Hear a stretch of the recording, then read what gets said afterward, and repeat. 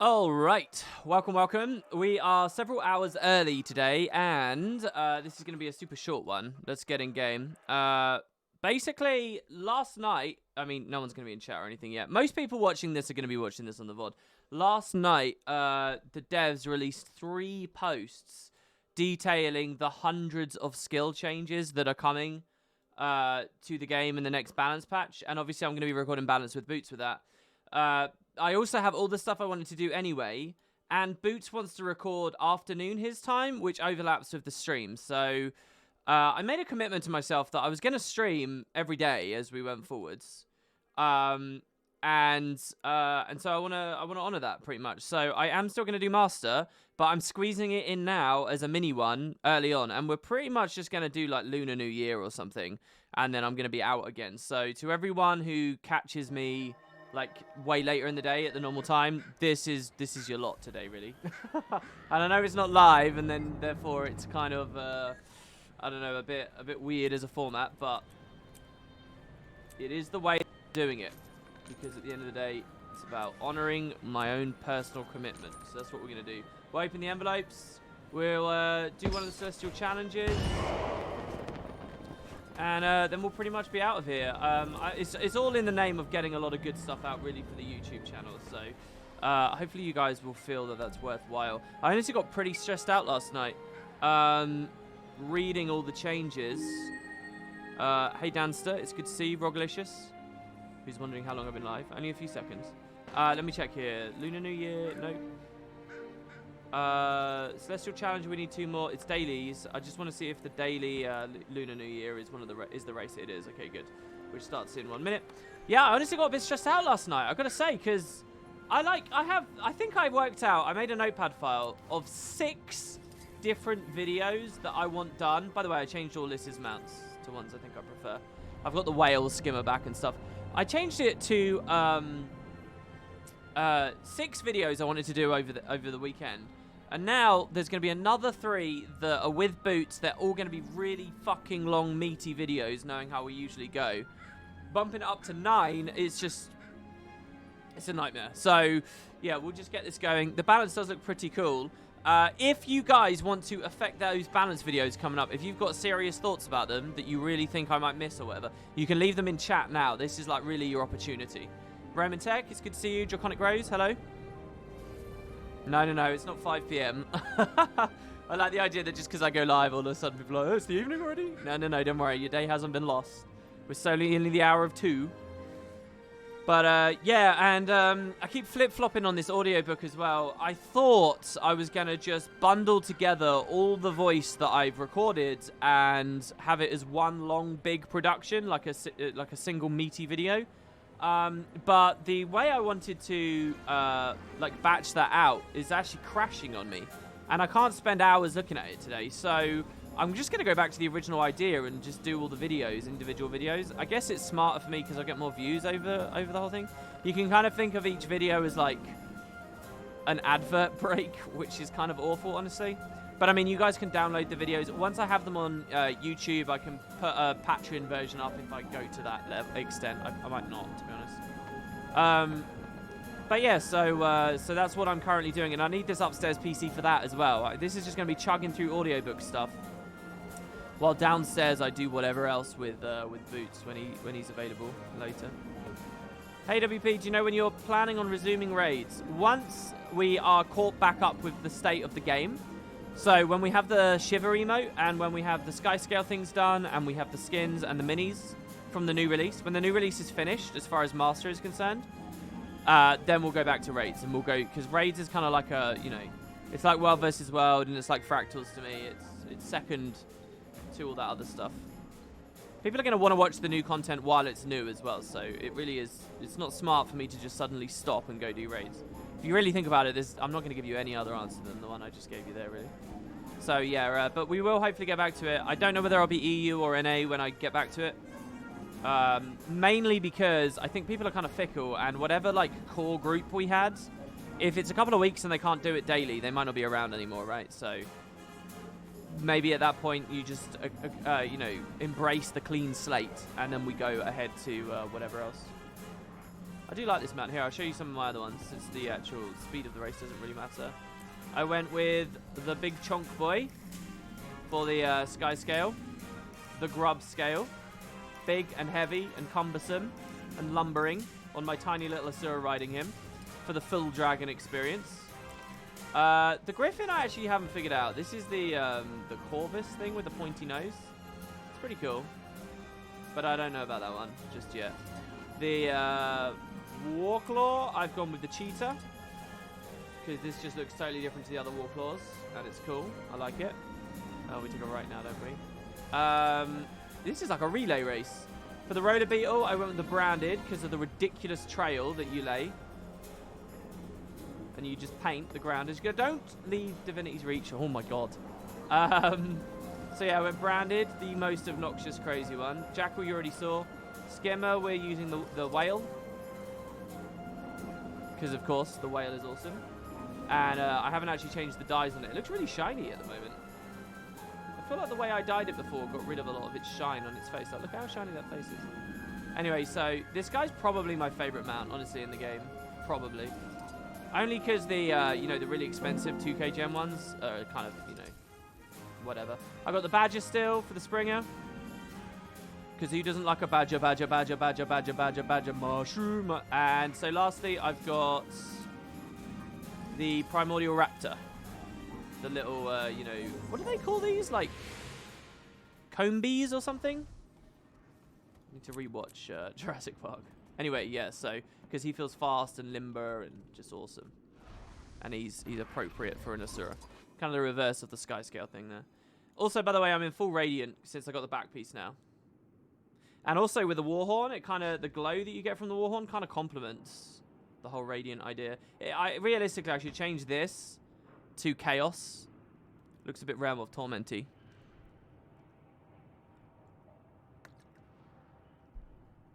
So, yeah.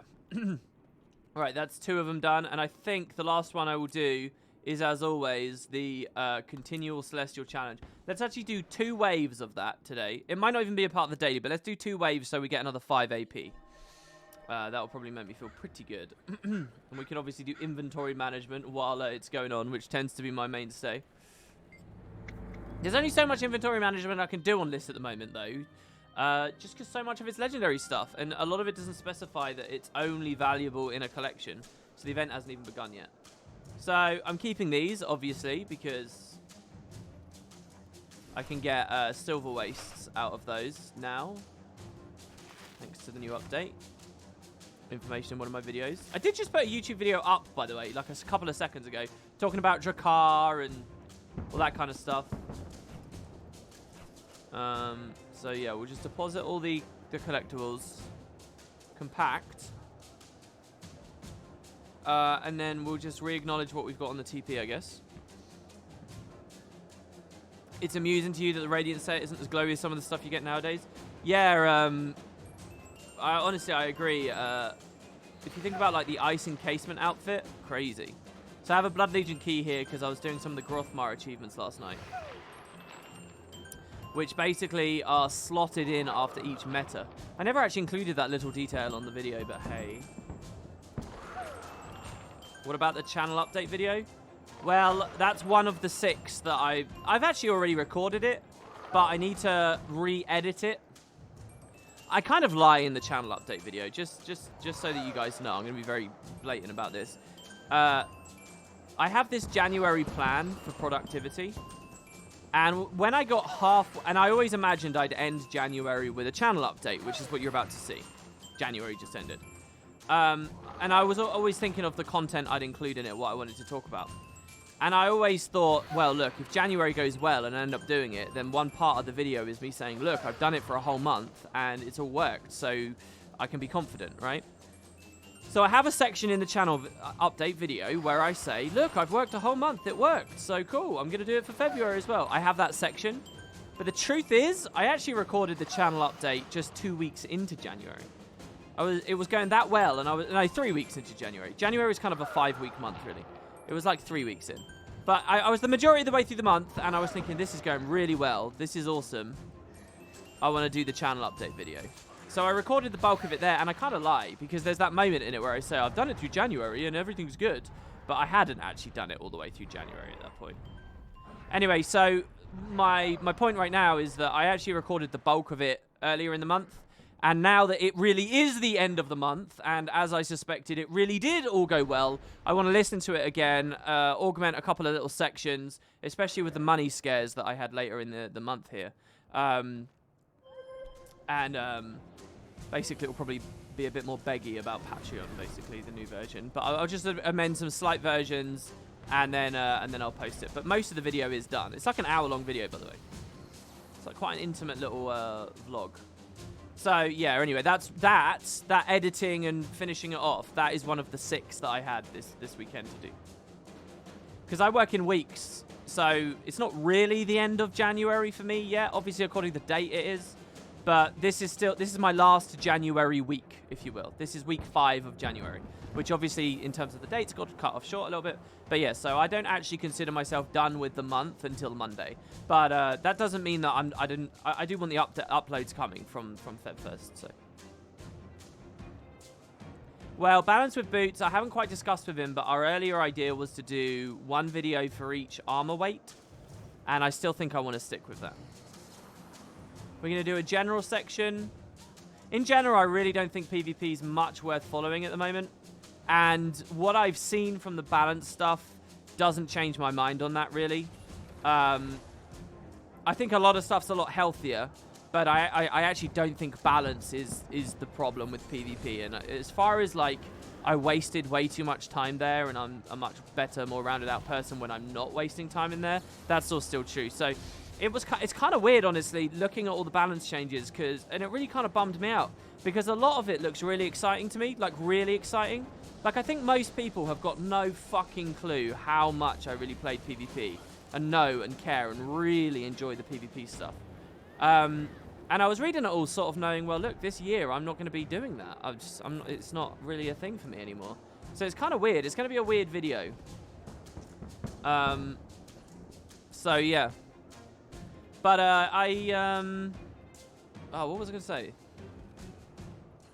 Oh, yeah, I read a little bit of the forums. I read most of it last night before I went to bed. They posted it at fucking midnight on a Friday. Thanks, ArenaNet.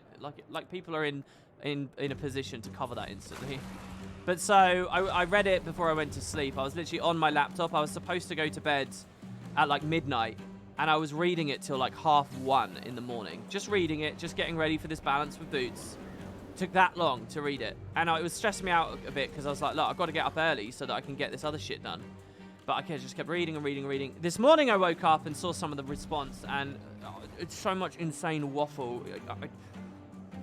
Someone said that the stability attunement on Earth swap trait is the worst trait on Ellie, and it hasn't been updated since launch. What the fuck? It didn't even exist at launch. Like, some people are really, really dumb, and it kind of annoys me. So I'm looking forward to doing the video for that reason as well, to give you some actual real fucking discussion about the state of the balance and what's going on. And the time is kind of good as well, because I haven't been out of PvP for so long, I'm out of touch. I suspect the next time there is a big PvP update, I might be out of touch at that point, though. So this is, like, pretty good, the timing in terms of that, so...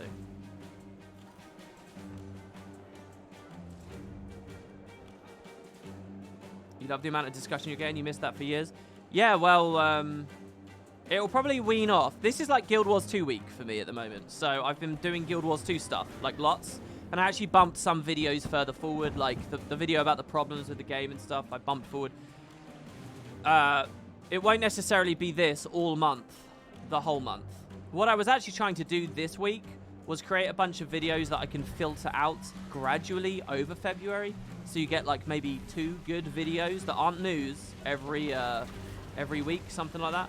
And the biggest balance patch they've ever done, plus a new Living World release, both coincided with this week. So I've ended up spending all the time just making kind of newsy videos that will only work this week. So that's a bit of a shame, really. But hey, it doesn't mean you won't have stuff from me. Just not necessarily. It won't all be Guild Wars stuff. I was thinking of bringing, like, Fractal's lore back, something like that, but...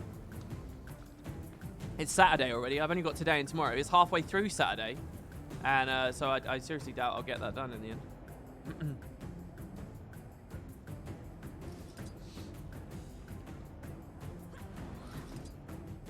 I'm glad to hear that, Ratchy. Thanks very much. Oh, Geobite, you were watching the video. There's no, like, editing snafus in there or anything, are there? I didn't really check that. That was such an easy video to make. Honestly, the problems with Guild Wars 2 video and both of those patch videos where I've just talked about the patch, they were really easy. They were like, holy fuck, my job could be so easy if I let it be. You know? Like, if people actually like those kinds of videos... I mean, that's not too far away from what I'm doing right now. Just sort of...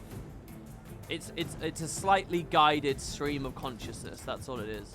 And a stream is a fully non-guided stream of consciousness. Look, guys, the balance video will not be like 12 hours or whatever. Because, number one, I'm too crunched for it. So I'm going to just really have a sit down with Boots and say, look, I can't do a ludicrously long one. So none of the 3 videos will be super long. If I could make all 3 videos 20 minutes, I would. All right? I'm very serious about that. And I'm going to be aiming for something like that. But the other reason is, if you actually look at it, it's exactly what I said, really.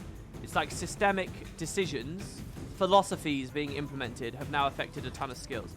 So like one of the things in the balance patch is all hard CC skills now don't do damage.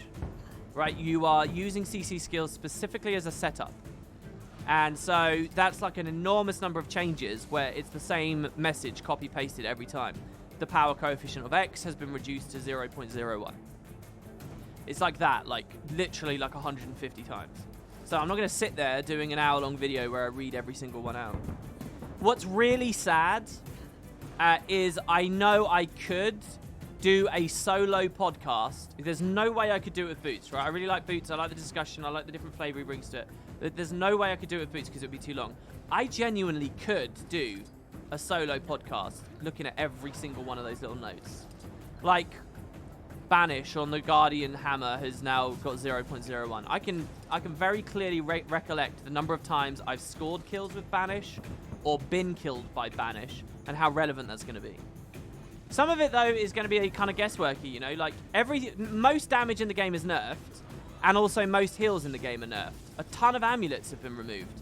It's really difficult to predict where it will go, honestly. No one, all right? I'm telling you, as someone that played like 6,000 games last year, or over the last 2 years, I'm telling you, no one will accurately be able to tell you exactly where it's going. I think you can definitely see certain things weren't nerfed that much. Certain things might slip through the cracks. But this is just like an early preview as well that they'll be iterating on. I really shouldn't get into this discussion because this is what the video is about. So. Raymond says, I'm watching Eye of the North at the moment, so I'm super into it. Episode 49, I never knew Siege Devourers were mounts in Guild Wars. Hey, I'm really happy to hear that, man. If you look at some of my Path of Fire coverage as well, when I was talking to everyone about mounts, I did talk about that, actually, and give some footage of getting in Siege Devourers and stuff very recently, just with POF.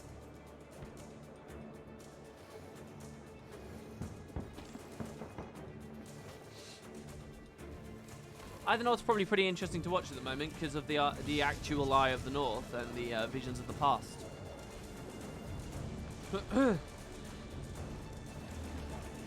Which seems like we'll be getting that kind of feature back. Overall, do I think it's good for PvP? I really can't say. I really can't say. It's not actually affected one of the most important things in the whole fucking game, and that's movement. I don't know why they didn't do it.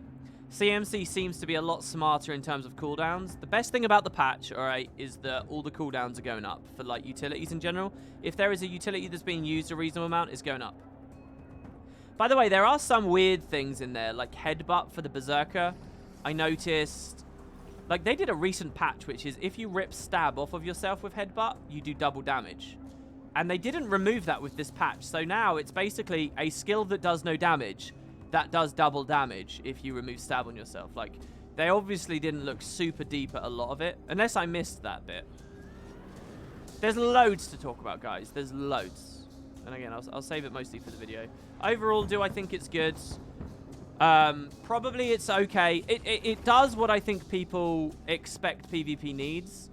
But whatever the new meta is that we shift into, if we just stagnate into that, whatever it is, no matter how fast it is, no matter how few boons there are, how few condis there are, no matter how visible it is, if we go into another moment where it's 3 more years of being in that specific meta again, no, it's not going to do anything for PvP.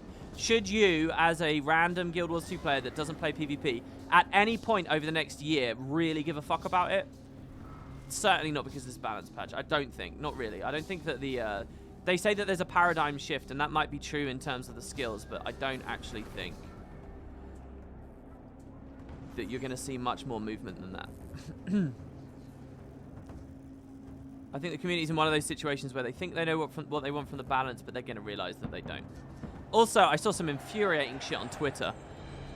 I won't name and shame or whatever, but there was I literally woke up this morning to see someone on Twitter saying, "Oh, I'm reading the patch notes and it's just nerfs to damage everywhere. And my favorite healing build has all the damage nerfed as well. I'm crying right now." Like, come on, what are you talking about? If all the damage goes down, the healing needs to go down. Use your head. Oh. God damn it, man. This is why they don't do healthy balance, because people don't know what healthy balance looks like. Nerf equals bad. Lower number equal not good. Me want big number. Big. In thousands, not hundreds, not tens, thousands. Yeah, all the classes I play are dead. Yeah. I haven't seen anyone say that, but it's that kind of sentiment, yeah. Dude, and the forums were so hideous to look at. Oh my god. Like someone fucking saying that foot in the grave, if you're a core necro and you don't have foot in the grave, the class is dead. You fucking dimwit. What are you talking about? Oh, based on matchup, foot in the grave could get you screwed, especially in a mirror. It's really annoying. It is really, really annoying. People are way too binary with how they think about balance. They just make these blanket sweeping statements that are so obnoxious. Especially in PvP. It's a ridiculous thing to say. Anyway, alright, so I'm going to do 2 of these, like I say, for the 5 AP. So we will do another one. Would you agree that the saltier you become, the more factions becomes your favorite campaign because you're growing jaded? Are you asking me specifically? I don't think I am becoming more salty. I think I'm about on par with where I've always been. And that's not just because I naturally believe that. I have genuinely thought, am I sliding in one direction or another? And I don't think I am. And no, I don't even... you can't be talking about me. I don't even talk about Cantha that much. I think that the Cantha hysteria is literally born... It's not to do with how jaded... Oh, you're making a joke about jaded. It's a pun. yeah, I see. You just said a pun. But still, I do think I will tangent out of that, right? Segue out of that. I do think that people only look forward to Cantha out of blind nostalgia. It's kind of like that thread when I was comparing Guild Wars 1 to World of Warcraft. People think that Guild Wars 1 was like this god game that did everything right, because no one's objective about it anymore. I think the further away you move from something, the less objective you are. You think about your school years being better than they were. You think about the country in general doing better than it was. You think about the games you were playing being better than they were. It's not just nostalgia. Nostalgia being like that emotion that you feel, you know, that powerful, like, strong, like, sensation in your chest and in your head as you listen to an old soundtrack of a game you haven't heard for years. That's nostalgia. I'm not talking about nostalgia. I'm talking about general positive... nostalgia, I actually think, was originally formed as like a form of depression, like a depressed kind of like melancholy about the past. But I'm not talking about that. I'm talking about general optimism and favoritism of the years you have little information about anymore from your past. Like, people forget all the stresses they were going through, but cling to the good things they had. And I guess, I don't know, there must be some evolutionary reason for that. And it seems like quite a nice thing, but I think it does a lot of damage to objectivity. God, I've talked about objectivity a lot these recent streams. But yeah, and I think that happens with Guild Wars 1 in general and Cantha in general. It wouldn't change anything. Nightfall was the best Guild Wars campaign, alright? I've been saying it for years. I've been justifying it and substantiating it, hopefully, for years, in terms of its the pace of how do I want to describe this? Not learning curve, but in terms of like as you travel through, they slowly filter new enemies in that slowly get higher level, that slowly start using elite skills, and it has a really good ramp to it. I suppose learning curve to an extent, but I actually don't compliment the Nightfall's learning curve because of the whole heroes thing and slapping a bunch of heroes at you at the start for new players. I actually think it's really poor. I think its pace of exploration is really on point. I think its balance of extra world building versus what you actually get through the main campaign is really good. I think the characters were the best characters we actually saw in Guild Wars 1. I don't think the Eye of the North ones beat it. I don't think that Devonna and Co beat it. They're all pretty one-dimensional, but you actually got something interesting with like Koss and Maloney. I think they did interesting things with the gameplay. They made the challenge mission. They refined the challenge missions to be better than they were from factions. You had all the stuff with the Janundu. You had compelling choices to make as you went through. It was the best thing they ever made, right? Nightfall was. Nightfall also sold worse than the other two campaigns, and people weren't talking about before POF came out. And when POF did come out, did that make Guild Wars 2 amazing because they were suddenly back in the Nightfall areas? Fuck no. Does that mean that if we go to Cantha, which was demonstrably worse, it would be the thing that Guild Wars needs? Of course not. Of course not. So yeah, I mean, I'm not a big Cantha advocate. Obviously, I'd love it, right? My default stance is I'm a big fan of Cantha. I'm a big fan of Guild Wars 1. I'd like to go back to those areas. Do I think it's the Messiah? No. Yeah, and all I've done there is compliment Nightfall. If we're doing a specific comparison between Nightfall and Cantha, I think Factions was rough, as Brazkit says there in chat. It was rough. That's definitely a good way. So much mob density. They accelerate you so fast. I actually think Cantha had a worse learning curve. It might just be because I played an assassin, which didn't have great armor, but like fighting and it was a frontliner with low armor level. And I was expecting the main enemy of the campaign explodes into damage in the front lines, right? Putrid Soul Explosion. It was not good for me. I really struggled at Zendai-Jun. A lot of the environments were very, very gorgeous, but probably overstayed their welcome a little bit. Let me say that. Campaign was a lot shorter. I really wanted to make, this week, here's one of the videos I wanted to make, is a Guild Wars 1 versus Guild Wars 2 video. But what I wanted to do was return to something I glimpsed at in the World of Warcraft versus video. And what that was what if, when Factions came out, instead of doubling down, ArenaNet started borrowing from WoW straight away? And I know that Guild Wars 1 purists are going to say, what the fuck are you talking about? I'm not talking about gear grind. I'm not talking about all that stuff. But what ArenaNet did was they doubled down and said, okay, so we like the level 20 thing, and now you're going to get it in like the first couple of hours of gameplay. We're going to give you, in Factions, it was 2 missions and you were level 20, right? It was the initial Minister Chose Estate and then Zendai-Jun, and after that you're on the mainland and it's like be level 20 now. That's it. It was just crazy XP.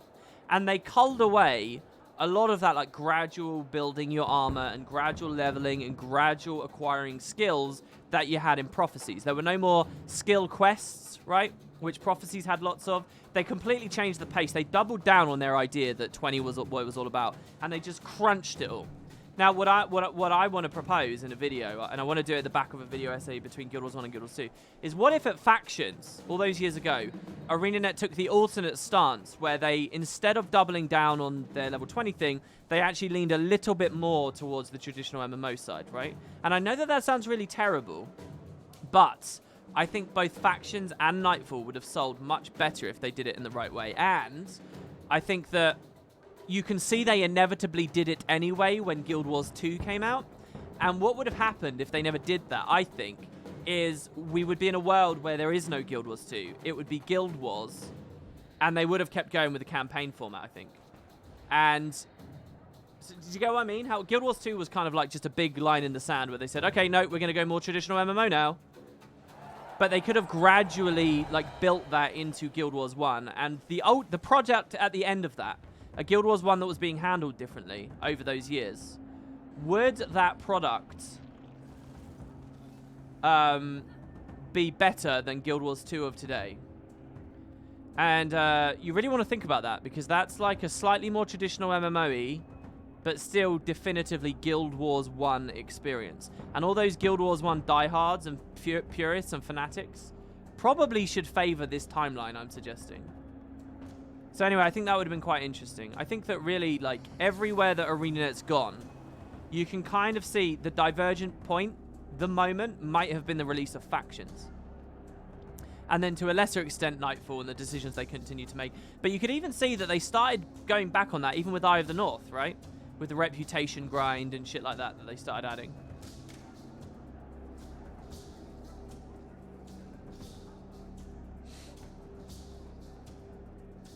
To be fair, Vabbie and the Desolation were the only locations in Path of Fire that were shared with Nightfall. Much of Vabbie was destroyed by the Kraukatoric. Living World added more Nightfall locations. Joko drastically changed. Well, Lugos, it's not about those areas being recognizable. I don't think, really. There should be a certain flavor to them, right? That feels reminiscent of the original game. Like, if I went back to Cantha, I'd expect a soundtrack that is somewhat reminiscent of Soul's soundtrack. Jeremy Soul's soundtrack in Guild Wars 1. But I wouldn't expect the city to look identical. Maybe some of the very traditional architecture and stuff could look the same, and we could expect that. It's not really a question of plausibility. I think they do need to expand and push the horizons. I still loathe this whole fucking Guild Wars 1 mindset where it's like, we have to go back to Nightfall and make it look exactly like Nightfall, otherwise it's going to be rubbish. What's the point? What are we doing here? We're just running in circles, chasing after our own tails years after the original campaign came out? No, come on, it's got to be to move forwards. Not just add some fucking new shaders to it and say, look, the new engine makes it pretty. Fuck off. Let's do something good. So I'm happy with the way that they did Nightfall. And then the following Living World, I think. I'm not sure that there's a version. My point is that I'm not sure there is a version of making a Guild Wars 2 campaign that mimics Guild Wars 1 that's actually that successful. I don't think it's a priority. I don't think it ever should have been a priority. All right, so there you go. We got the 5 AP. We did a bit of ranting and a bit of a chit-chat.